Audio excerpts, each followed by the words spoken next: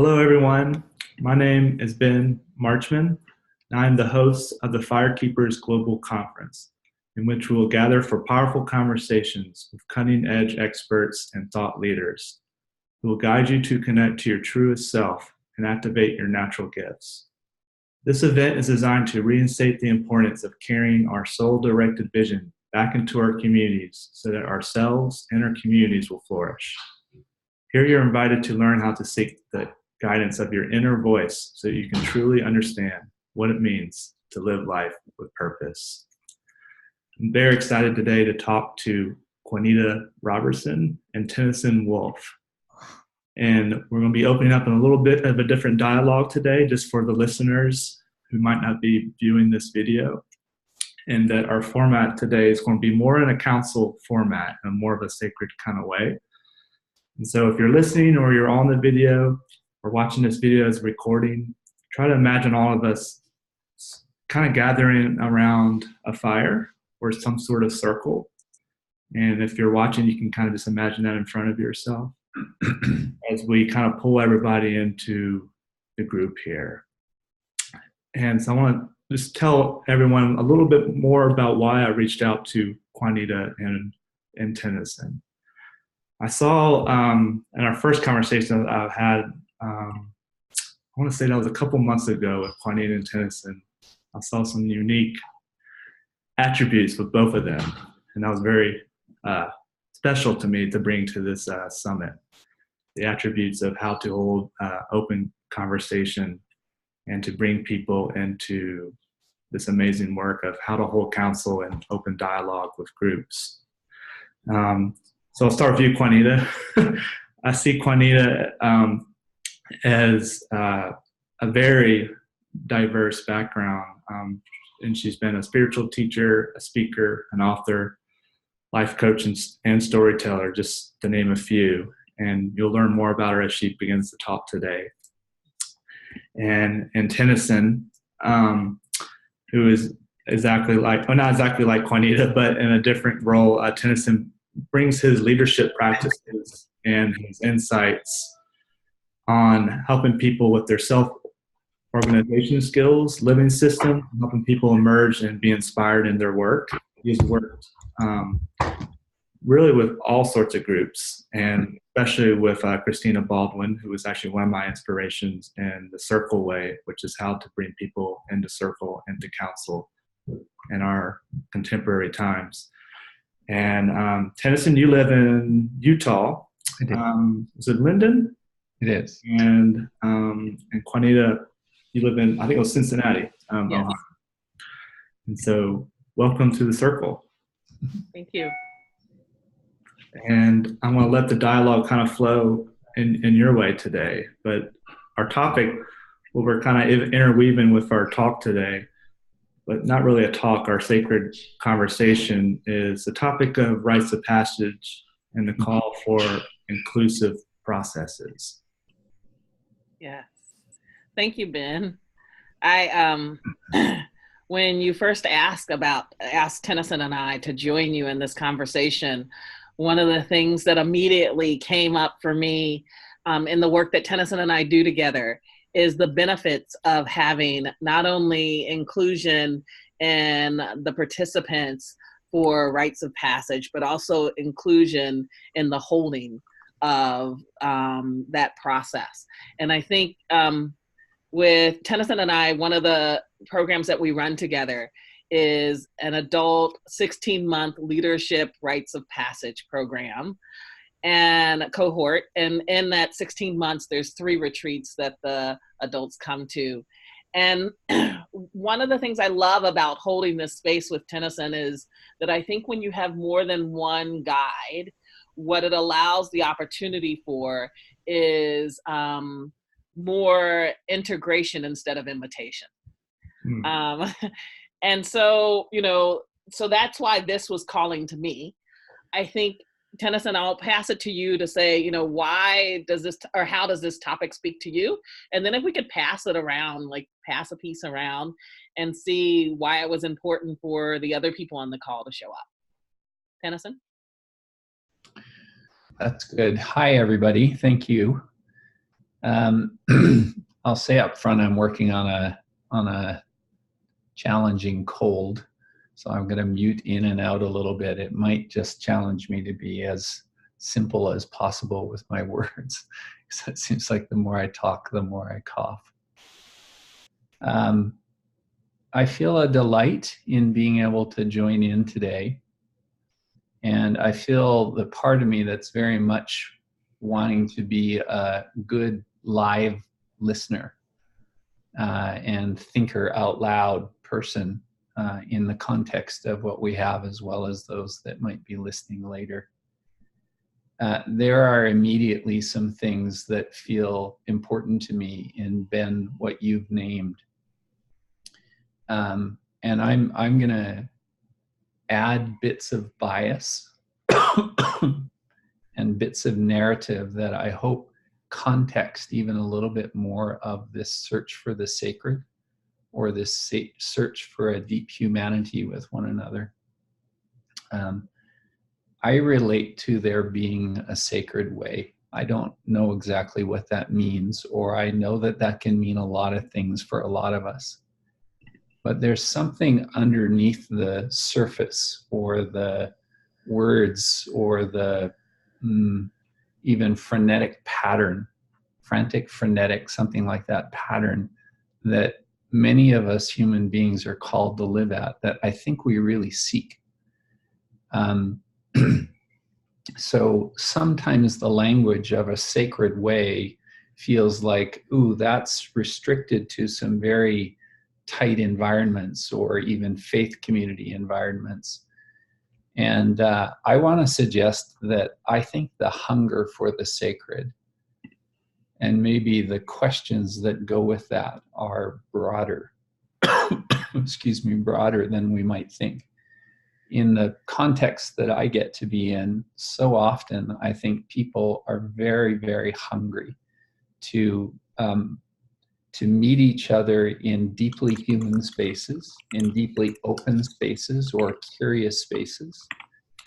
And that's got a lot to do with who we are as human beings, but who we are in the world also, who we are in relationship to nature, who we are in relationship to some histories and some perceived futures that might be coming. So I come with all of that. I come with a pretty keen intent to, and commitment to, continue to understand the inner voice, and how the inner voice is actually connecting to perhaps a collective voice, or a collective spirit that's pretty alive in the world. Those are some narratives that feel really strong to me and really compelling to me. And boy, it's cool to be with some other folks to be in that a little bit. I do come with a candle just because I wanted to be able to have something in front of me. And yeah, thank you, Valerie. And glad to show up to see where we might go today. I'll pause there. Well said.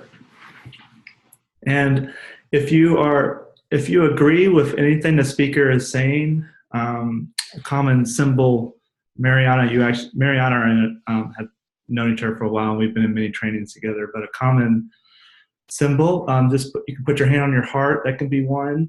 That's a kind of a universal one that we might all know. So if you are agreeing with somebody and you do want to say something, you can just put your hand on your heart. And as Quanita was mentioning, we might try to open this dialogue up a little bit, and I'm going to allow one of y'all to do that. I'll be playing more of a council host position here. And so if you do want to speak, that we'll kind of use our own candle as a talking stick today. That might be good. If you don't have a candle, you can hold up something. Like I was saying earlier, last time I lit a candle here in this room, they got really mad. I'm at work. I'm in a different room where it's quiet. So I just have a cell phone with a light. That might be my talking stick, which it literally is the stick that talks. So I guess that's pretty good. So just think of an object that you want to use for your talking stick that's sacred to you. I might have to pick something else. I don't really consider my cell phone to be sacred. But We'll just make it sacred, Ben. We'll make it sacred today. Exactly. And we've got some few other people on the call. I noticed that Betsy Valerie came in. So if you're confused on what's going on, I put something in the chat for you. Okay, good. I think it's a good direction, though, like you were suggesting there, Quanita, to maybe invite a little voice from each in terms of their connection to this time today. Yes. So one of the things that I like is I like to connect the sacred with ordinary items too. So my talking piece is this hacky sack that I have that I want to offer up, and kind of the way we pass around the piece is we'll say peace in the middle, and then when you're ready to go, you can say I pick up the piece and speak. And the question that I had is, why was it important for you to be on this call? And this is where thinking kind of the 30 to 45 second version answer to this question. So why was it important for you to be? Anybody can go. Just say I pick up the piece and then speak. And if you pick up your piece and I see that, I will just unmute you myself because I have all you guys muted. So Valerie, I'm going to unmute you. You're unmuted, Valerie.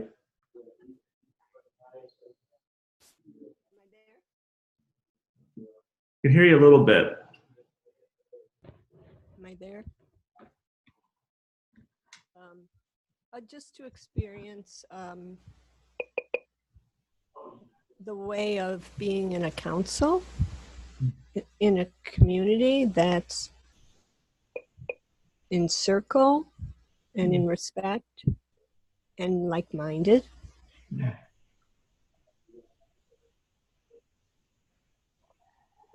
That's it. Thank you, Valerie.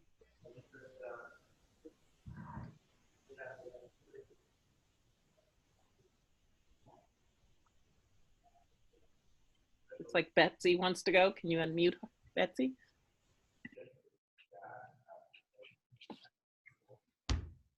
You're unmuted, Betsy. You might have to just sometimes turn your volume up and on. It'll click back over. Who's lip reading right now? Yes, we can't hear you yet. Try, I'll try, I'm gonna mute you and then unmute you again. All right. Test, Betsy. No. You're gonna have to pantomime. Yeah. Betsy, go ahead and put yours in the chat. That was beautiful. Yeah.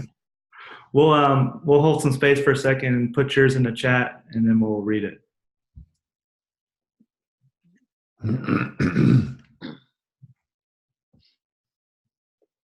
If you're trying to find a chat, Betsy, you can click meeting at the top of your screen, and it'll say show chat.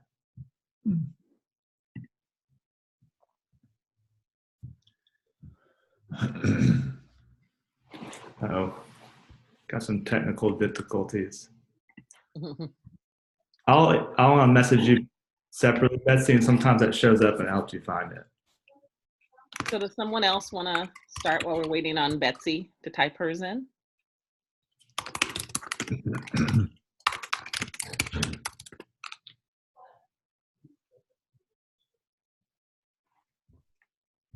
Okay. Mariana? Can you hear me? Yeah. So I'm here on a very short notice. I was supposed to write a big report for work, but I had a few messages from Ben, but I also looked at the title and I was very attracted by the Rites of Passage name in it. This is very significant in my life. This very live kind of concept, more than concept. And also about the intersection of the rites of passage and the council rites of passage,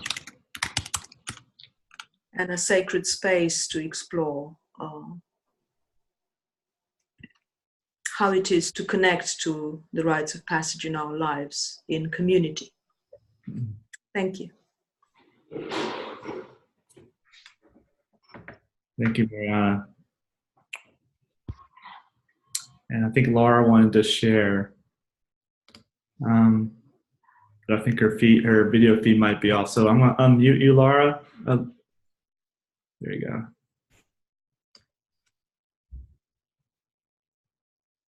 Maybe she's having some technical difficulties too.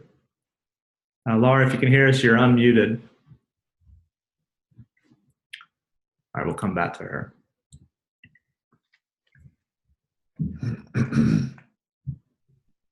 And Pontus, go ahead. And welcome to the circle. Thank you. This is the first call I could make it in the FireKeepers Summit, and my nature connection journey and connection to self journey has always been through skills in nature, and fire making has been one of the strongest skills, which have kind of still, it's still a big passion of me, fire. So the physical parts of fire. And me and a friend of mine, we were kind of planning an event called Inner Fire and Outer Fire, and I'm curious to know more about the inner work on the soul levels and using the fire as a metaphor.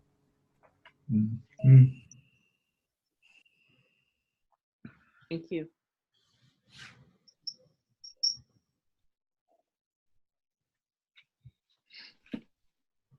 Betsy, did you want to try again?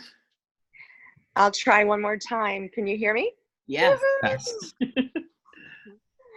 I'm a last minute entry. Cater contacted me, and I'm in Costa Rica, so I'm kind of in and out of internet. And one of the reasons why I wanted to join was I feel a little isolated. There's a lot of interesting work going on in Costa Rica, but my tribe is back in the States, so I just kind of wanted to connect and see what goes on here. Welcome. Thank you. Seems like a couple people have an acquaintance with Cater on this call. He's with. I think you broke out. He's.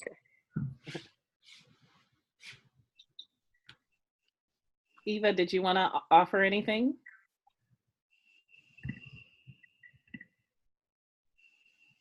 She might just be listening in. Okay.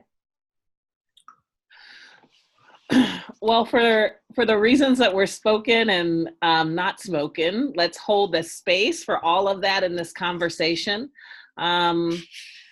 So maybe we can both, Tenneson, speak a little bit about rites of passage and what we think it is and why we think it's important, and then go into the inclusion piece, okay? So first, I'll speak a little bit about rites of passage and where I think we are. I think that we're in a time where a lot of people are growing older but not growing up. And to me, rites of passage or initiation is about how do we grow up?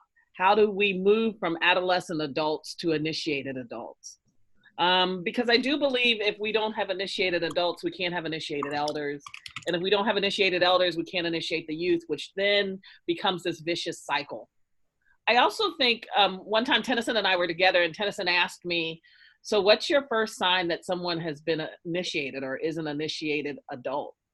And my answer to him was because they become really clear about what their life purpose is. That we each bring a unique genius to the world. And I actually think it's our most underutilized resource is that our genius that we come here and there's an issue that each of us come to solve and help to tend to, but we're not growing up, so we can't get access to it. And so I actually think we could solve every issue on the planet by initiating all of the adults. And Tenneson and I started having this conversation about initiation and started this program, like I mentioned before, called Fire and Water. And said, okay, so initiation typically has been culturally specific, but we're from very different backgrounds. And so I asked him, I said, how do you do a culturally specific, diverse initiation? So one of the things that we have implemented into our process is all of our participants have access to their ancestral DNA so that they can choose which lineage they want to dive deeper into in the program side by side. And I think that's important now in initiation, because we are looking at initiation in this culture where we live, and we are living side by side. So to be able to go through that process together, I think is really important. Tenneson? Oh dear. Okay, well, I'll try to add a few things.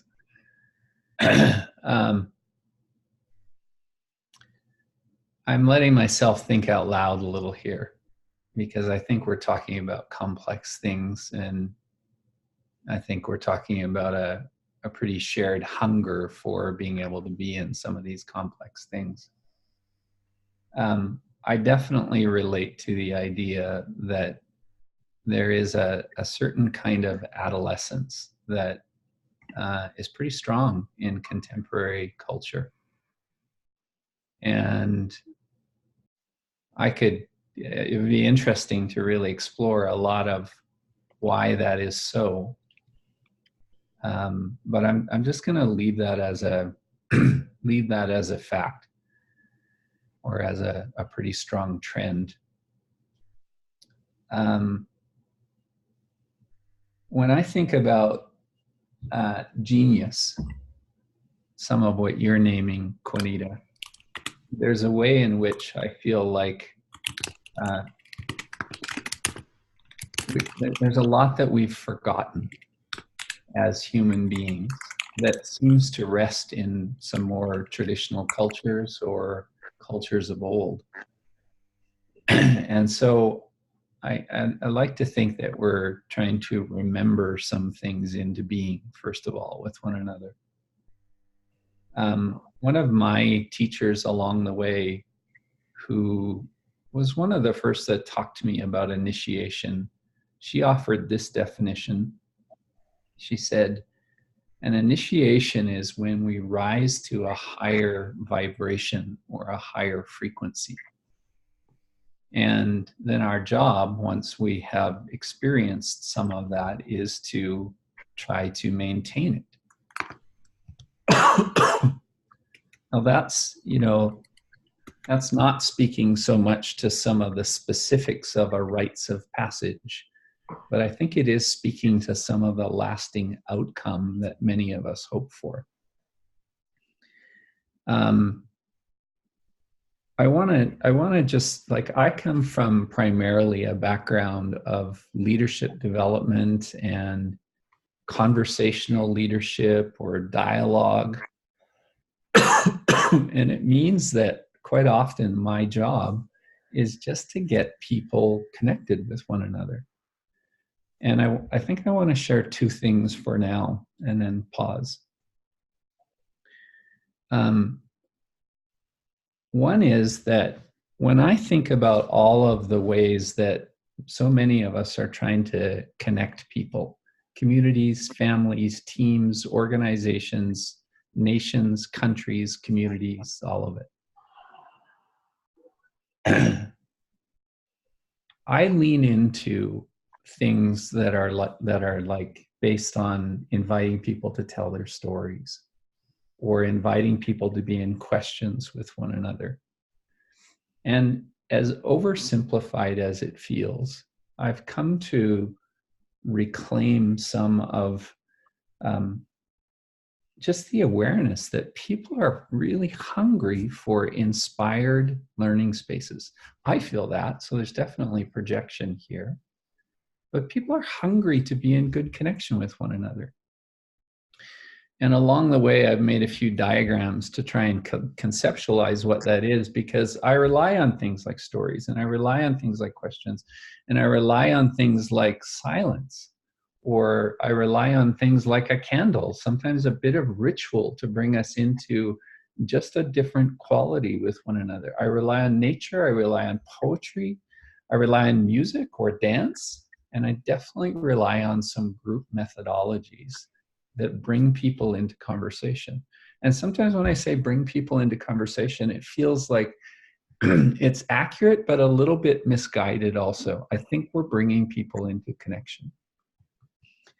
And what I want to say is, like, you know, there's a lot of hunger, a lot of desire. You can use different language for this around being in collaboration or being in connection.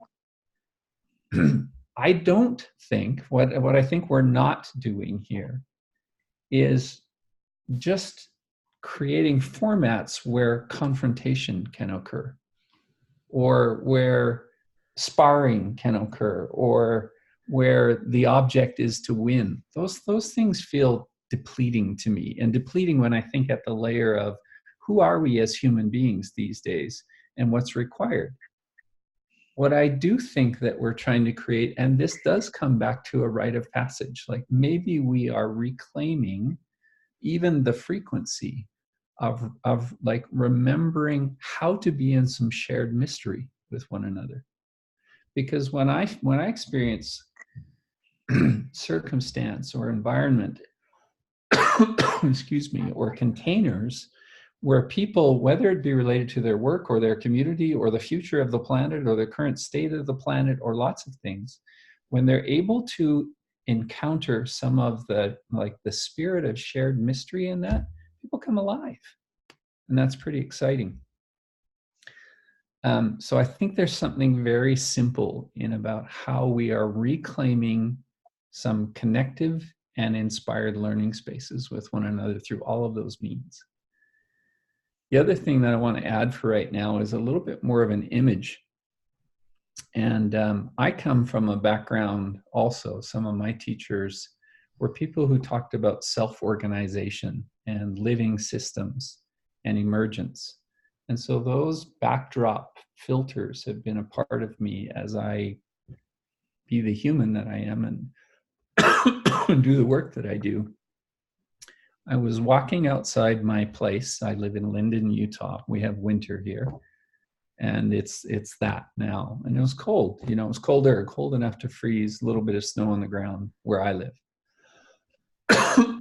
And I walked outside to my car in a very non-fancy way. You know, it's just out to the car park next to the garbage cans. And I looked down on the sidewalk and there's like this little pattern of ice that's formed. And it's not the whole sidewalk. It's not all icy that way, but just this like little leftover, like, I don't know how the moisture, because we're sort of in a melt freeze pattern. I don't know how the moisture organizes itself in its freeze, but there's this beautiful picture on the ground that is, it had pattern. It looked very intricate in how it was frozen. And a couple of leaves had kind of stuck to it. You know, it looked like art. It just looked like really beautiful. And I was just walking past it and I noticed it and said, whoa, wait a minute, that's gorgeous. I took my phone and harvested a couple of pictures of it. I don't know what goes on into the intricate organizing that is so often nature. I can't speak to the detail of that, but I can witness the beauty of it and dare to connect the idea that what was naturally organizing on my plain old sidewalk with this beautiful little ice pattern and leaves, whatever organized that, whatever happened there, I think that we human beings also have this capacity and tendency and desire and hunger to organize ourselves in more sacred ways. It's a basic premise that I feel like many of us are trying to reclaim. Rites of passage point us back into more of that. Let me stop there.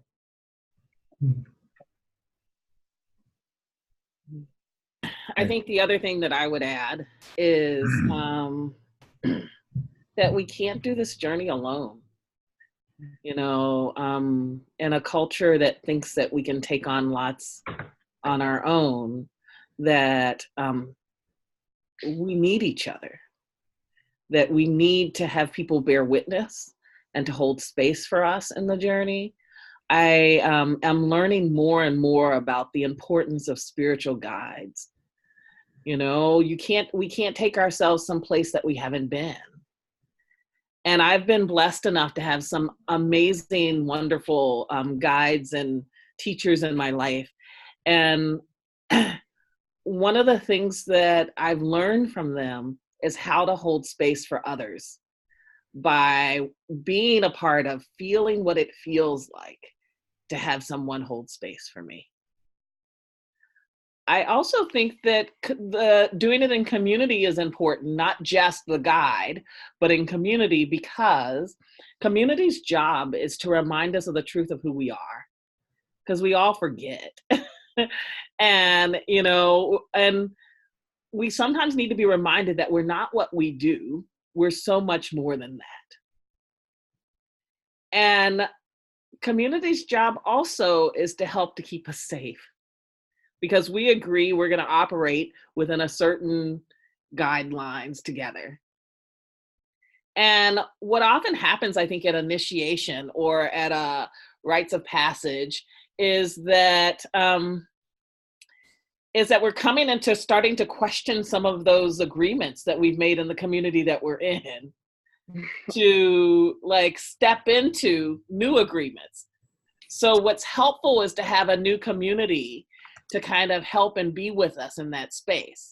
Because when we start pushing those edges, the people who are closest to us, we're pushing their edges too, and lots of times we'll get lots of pushback because they haven't necessarily agreed to go on it with us. And we, you know, can think that something's wrong instead of community's job is to keep us safe. So what they think they're doing is keeping us safe, even if they're not conscious or don't have the language for it. Yeah. Are there any questions that you all bring to the issue around initiation, around rites of passage, around inclusion?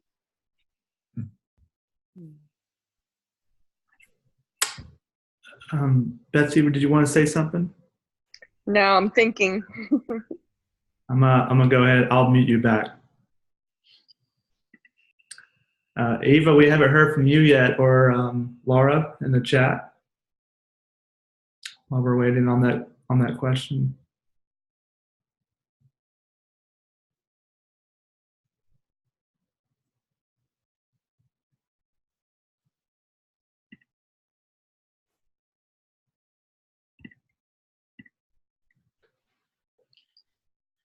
I want to try a question. I can ask it of you, Quanita, but I'm really asking it of the group too. Okay. I have the hunch that or maybe it's the bias, that in these initiatory practices and in the growing up kinds of things that we're involved in, individually and collectively, I think the bias and hunch that I have is we as human beings need to learn and feel so much more as it pertains to things like uncertainty, grief, sorrow, the unknowns. These are all things that in the storyline that most of us have lived as human beings are things to, say, be avoided, or they're signs of failure for that matter. And yet these are such deeply universal experiences and emotions.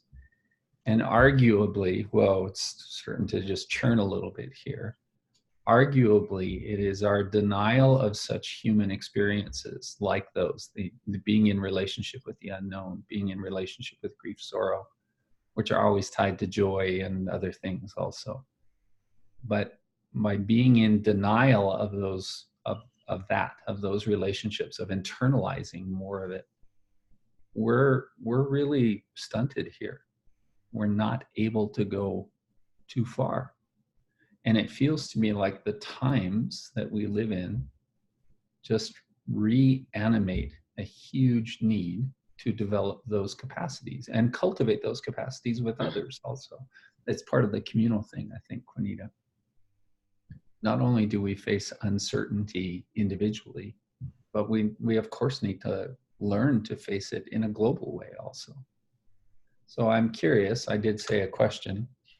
What do you think that the unknowns, relationship to unknowns or sorrows or griefs or uncertainties have to do with rites of passage?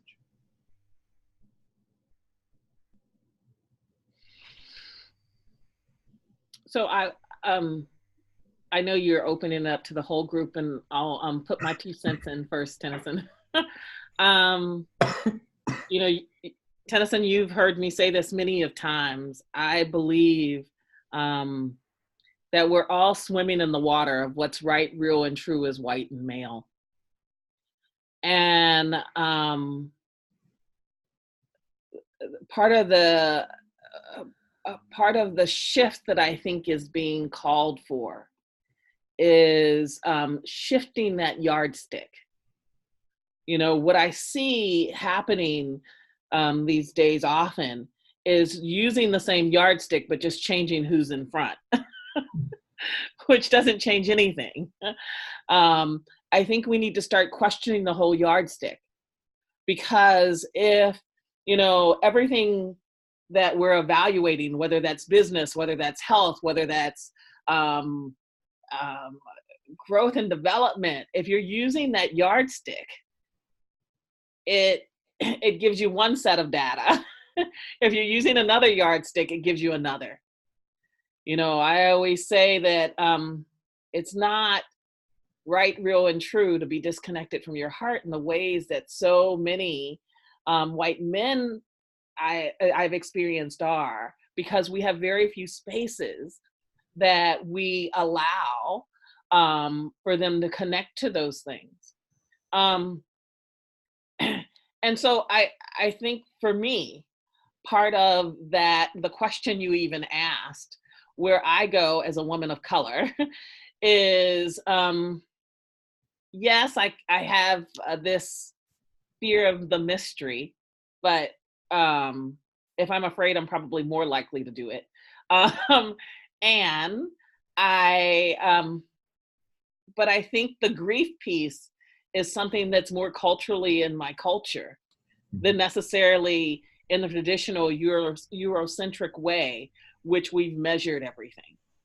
And so I think the inclusion piece of this conversation is, I find so many spaces where these conversations are happening, and they're speaking from this white and male, what's right, real, and true position, as opposed to even questioning that as, you know, the yardstick of what's normal and where we all are.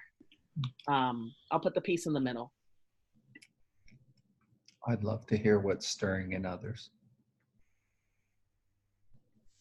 And to pick up the piece, so if you want to talk, just put your hand up here, and we'll know that you have the piece, and I'll unmute you. Ben, I wonder if you could just Betsy. Can you just unmute all? And if it seems like sure, I can do that. It seems like we have a quiet group. This will be, we can unmute all. It'll be easy. I think that would be a better approach here. Okay, Betsy. Yeah, a lot's coming up. As I said, I'm in Costa Rica right now, and one of the reasons why I wanted to get on this call is because I don't know, trying not to sound judgmental here, but everybody here is a shaman. Everybody, and it's all these actually young, super young women taking on these roles of leadership. And I come from a Lakota lineage of, you know, that there are rites of passage and steps that you take in order to take leadership. And I'm uncomfortable a little bit with everybody being a shaman and leading. I mean, there's all kinds of stuff going on, plant medicine, and it all just feels very tenuous maybe. And there's no, I'm all about the unknown and experiencing, I mean, you know, certainly feel uncomfortable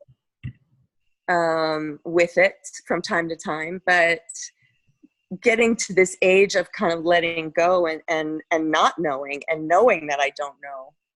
And then there's all these young folks here that are acting as if they have some answers to lots of things. And I don't feel that comfortable. So I really yearn for the initiation and rites of passage that kind of gives some structure to sacred circle, sacred ceremony. I don't know. It's just what I was thinking. Betsy, I see that a lot here as well. And I think part of it is because there's been a lack of elders. They've stepped into step into that elder position themselves. But there's a certain amount of eldering that you have to have age. You have to have time on this planet that you can do.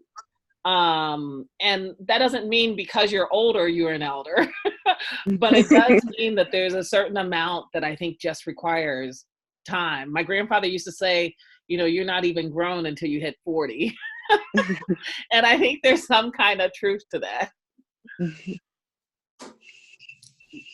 Yeah, if I can add on to that, Quanita, if you allow that. And Betsy, it was actually mentioned in a talk that's coming up later this week too, from Rob Pevney, who talks about conscious eldering. And it was this advice that somebody gave him, but I love his quote. He said, the true elders are the ones that are just there to listen without guidance or judgment. But also the age piece is huge. Of course, they have to have some sort of wisdom in that. But the idea of there's somebody holding space for you that they're not in any hurry to be going anywhere. And that's in that true status of that elder, somebody who's just really listening with that deep internal wisdom.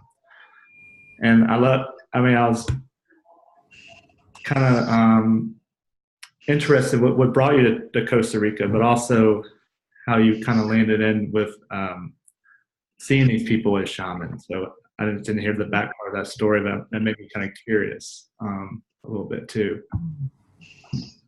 But you can expand on that later if you need to. But thanks for sharing. Mm-hmm.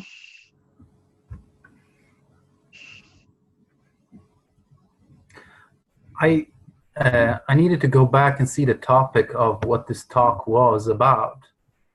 And I'm thinking of all these people who go to Costa Rica from Europe, where I'm based. It's almost as if they cannot be included in this culture. They want to go on a shamanic path, but there's no guidance for them here. And so they go to another continent and ask for other lineages wisdom. So it's a way for them to find inclusivity almost to a path. And I totally see that of jumping into a lot of shamanic practices, which maybe should have needed 20, 40 years of initiation before. And that's kind of the Western modern way of taking shortcuts and not having guidance around it. So of course they're just going to jump in. Yeah. I've always said I don't understand why someone would choose that path. The responsibility that comes with holding medicine in that way. I think part of it is because we sell it as just all the gifts and privileges you get. We don't speak about the responsibility of it. And but I don't understand why someone would go looking for it. And this might move into a different question, so I want to make sure we're closing out this. Valerie, did you want to add anything, or Mariana, to that conversation? Well, I'm certainly thinking a lot here. Where I'm at in my life, I'm 59, and I think 60 is old. So I'm afraid to get there. I have been saying in the work I do that I really need to stop and reconsider and take it to the next level. And what I thought that meant was taking my nonprofit and turning it into a for-profit, because I'm not making any money. And but you know, this summit has helped, and thinking things over. What really needs to go to the next level is me, my soul. And I know why they go to Costa Rica seeking, because they don't have it at home.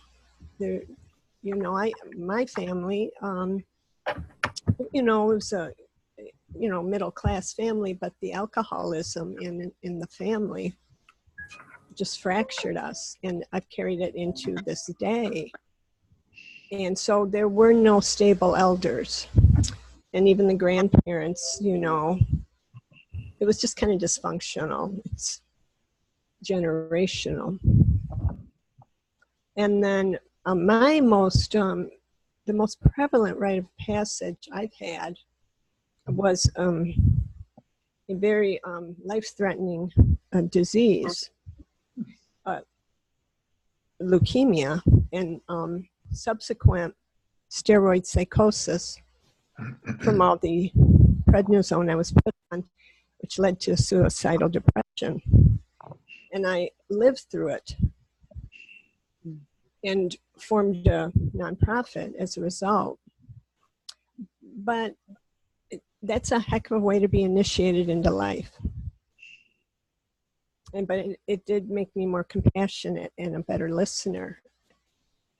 And so now it's like, where do I go from here? I think I need some leadership strength and skills, because I've held back my whole life, feeling I wasn't good enough, didn't know enough, not strong enough, a real self-doubter.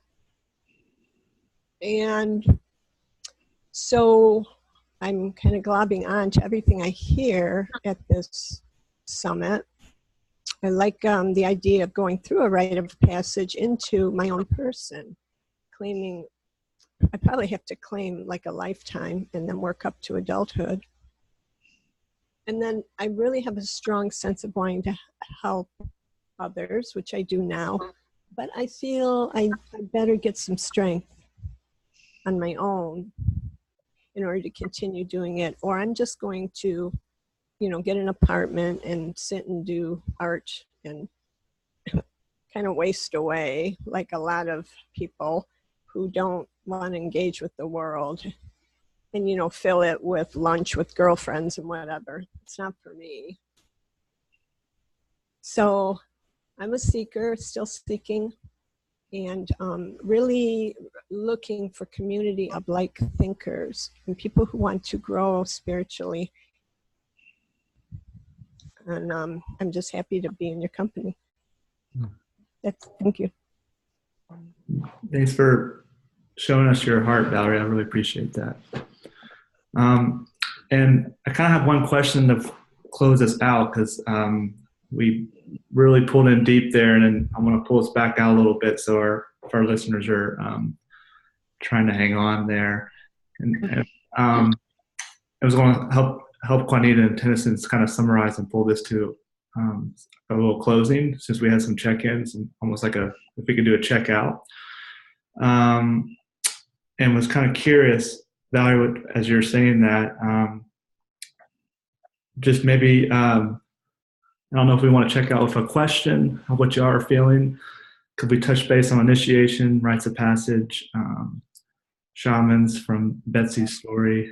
Thanks for bringing that in, Betsy. That was some interesting dialogue. And then for the people who haven't spoke too, give time for ones who haven't spoken, if you are resonating with that, or feeling anything different.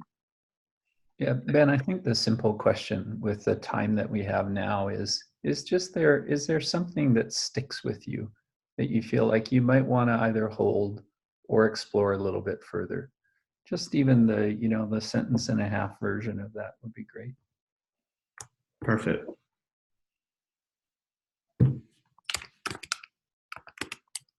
So I'd like to say a few words. Yeah.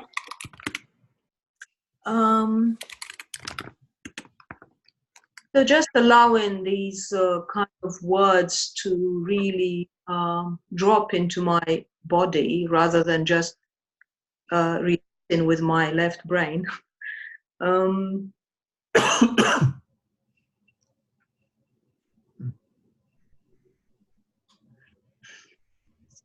I just feel that for me personally, something that is tremendously significant in my life and truly allows me to feel human and alive is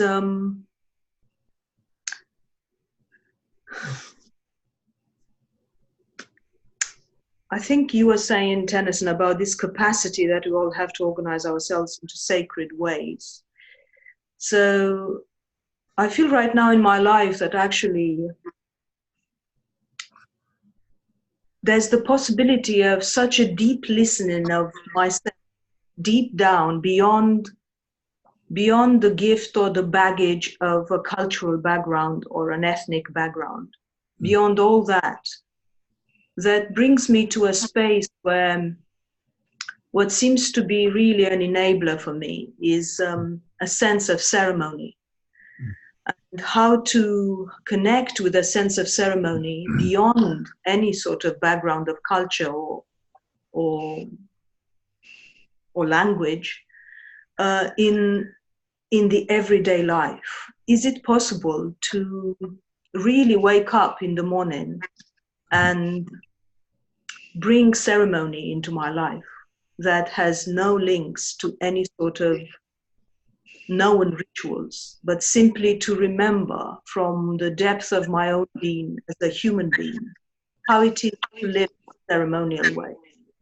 So this is something that really makes me feel very alive and very hopeful, in my own case, for the rest of the time I have on this planet, that there is the capacity to connect with the ceremonial part of life. And that opens a field of rites of passage and of connectivity that is way beyond what divides us and the different cultures we come from.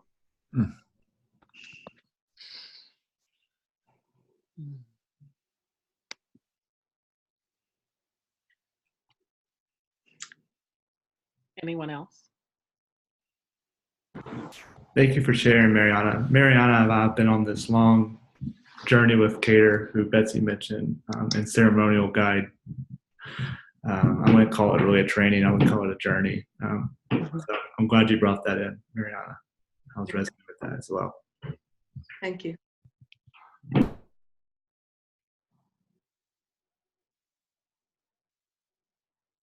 Format that I know I lean to so often is circle as a way of being able to create some of that connection and sometimes culturally more neutral way of connecting, though I don't think anything is completely neutral. And Cristina Baldwin is someone you mentioned, Ben, as a teacher and friend for both Quanita and I, and maybe some of you also. And I was having a conversation with her a couple of years back, and we were talking about what's really underneath all this circle stuff. One of the responses she offered was how important it is to become a ceremonialist, or to have that kind of disposition growing in us. Because she was talking about circle, how it can create a minimal layer of structure and ceremony to create some of that deeper connection. So I take heart in that. And just as a way of closing, at least for me, I'm just going to do a really brief screen share because I want you to see this image that I was talking about. Oops, let's see. There it comes. This is posted on my blog, but this was the image that was on the sidewalk that I saw the other day. It wasn't designed or anything like that. And quite honestly, I'm just taken by its beauty. Mm. And to be taken by beauty feels like some significant part of all of this journey. Really, really glad to get a little touch with the bunch of us that are on the call today. And thanks for organizing, Ben.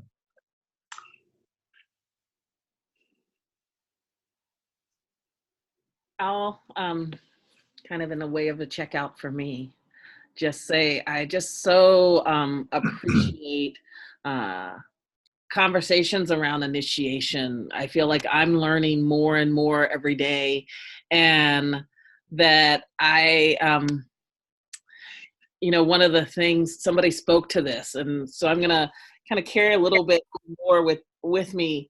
Melodoma Somé once said that because we have a lack of initiation,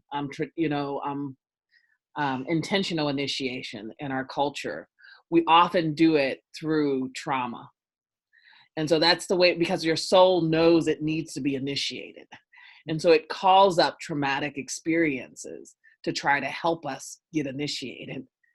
And so just, what implications that has for us as a culture, and even what we're in together now.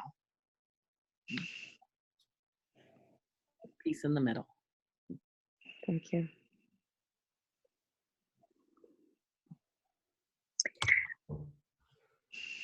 My checkout would be just so many things floating around in my head now. It was brought up that there's this, like, who would step up and choose shamanism, or that kind of leadership role as an elder. I've kind of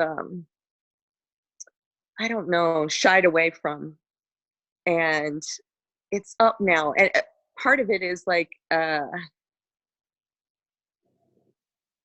don't know, the confidence level to carry that and hold space. I'm very good at holding space one-on-one, and but group situations like this, I feel like I'll just kind of melt back in the background, but then I don't like how it's being done, right? So I guess there's lots of work to be done, and look at where I want to fit in and all that.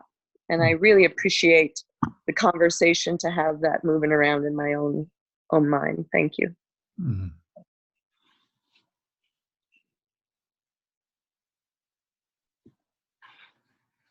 Mm-hmm.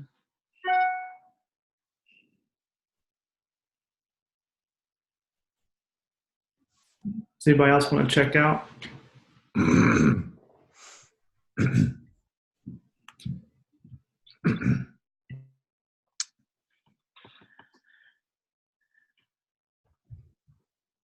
I just wanted to say one more thing that came to my heart right now about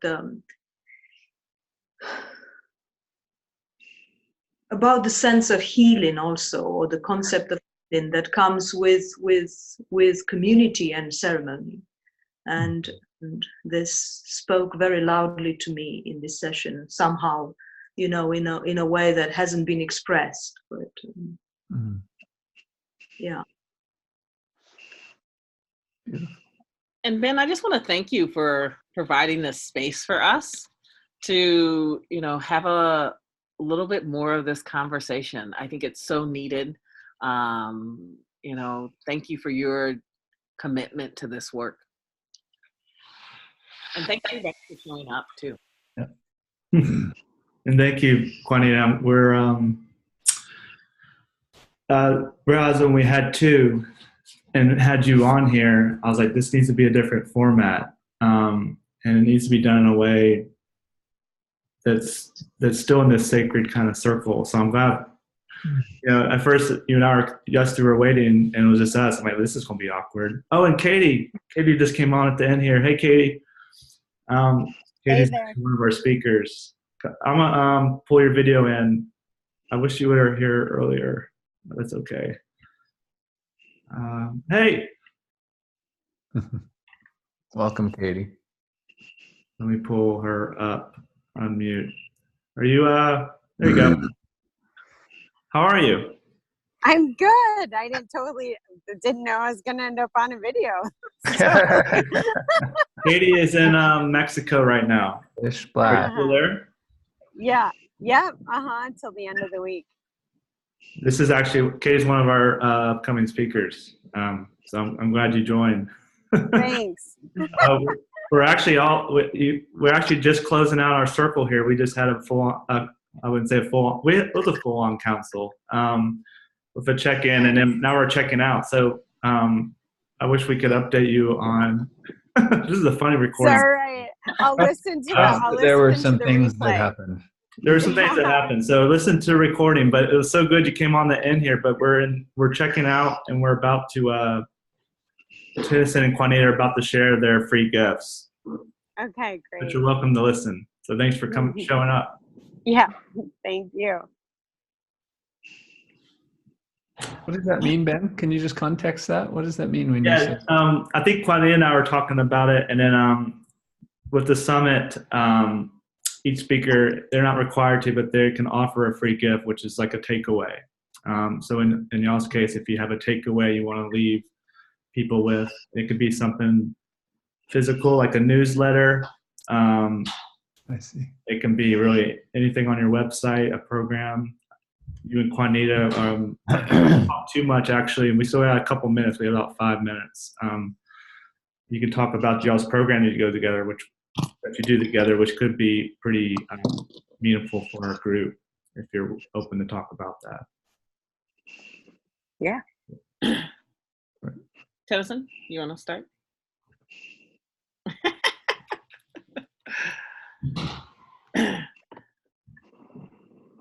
I'll start.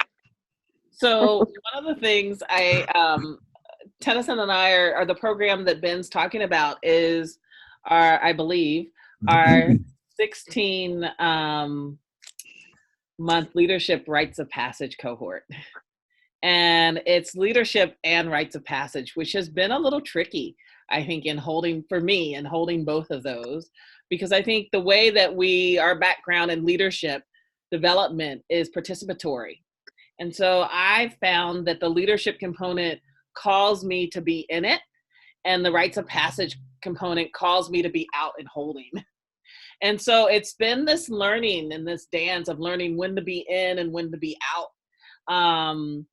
That we've been learning, but we have a wonderful group of 19 people from across the country who have said yes to this journey with us. And there's 3 retreats within the 16 months.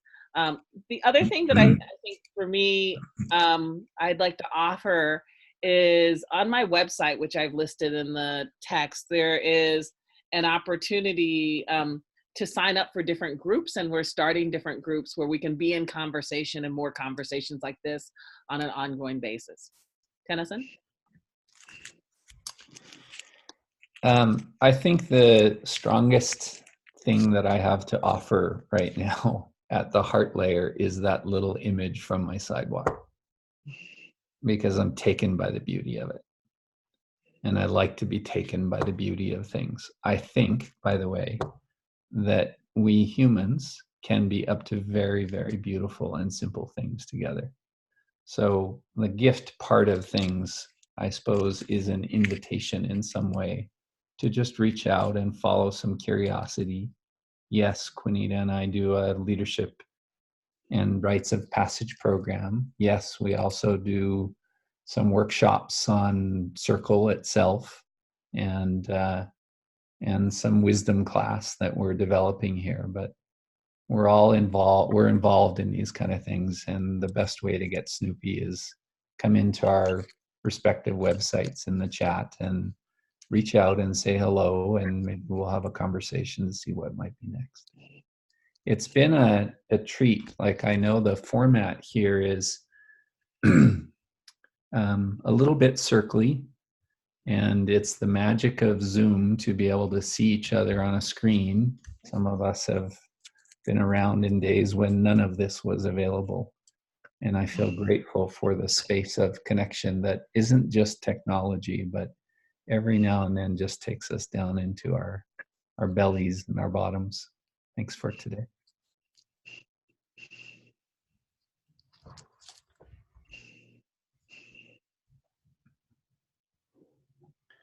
Cheers to all. I think I've accidentally messed up my mute. So yeah, if you can hold up your candle. I'm not allowed to light one in my space. I see it in you, Ben. Well, here, this is it. So Whoa, that's wicked. we'll do that. And Katie's in the brightest space, so she doesn't need a candle. And so if we can just hold space instead of just focusing on the words from the day and the dialogue that we've all had together, just use this checkout to just look at everybody and just think to yourself, you know, I see you and I feel you. Let's thank each other for today, and whenever you need to, you can log off. Thank you. Thank you so much, Ben. Thank you, everyone. Thank you. Thank you. Thanks, everyone. Thank you, sir.